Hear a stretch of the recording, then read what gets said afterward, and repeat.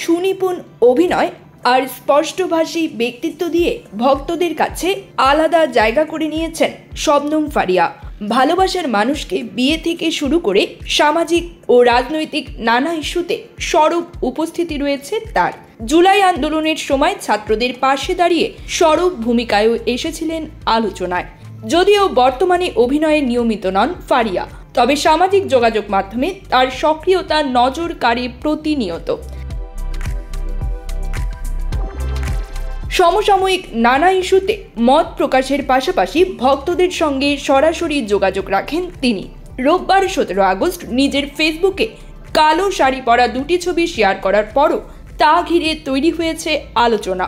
ক্যাপশনহীন সেই পোস্ট মুহূর্তেই ভরে ওঠে প্রশংসায়। তবে সবার মধ্যেই যে ইতিবাচক মন্তব্য ছিল তা নয়। একজন নেটিজেন লিখলেন, এমন শাড়ি পরার দরকার কি?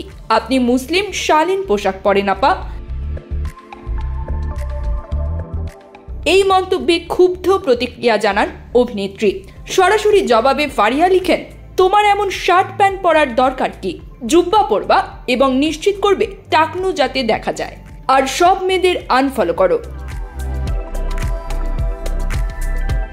এর আগে চলতি বছরের মার্চে তার একটি পোস্টে আপত্তিকর মন্তব্য করায় সাজেদা ফাউন্ডেশনের এক কর্মচারী চাকরি হারিয়েছিলেন।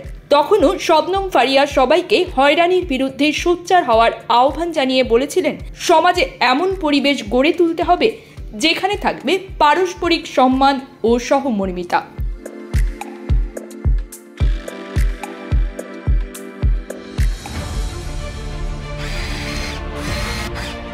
আলোতে থাকুন, ফোকাসে থাকুন, হাত রাখুন প্রজন্মের হাতে।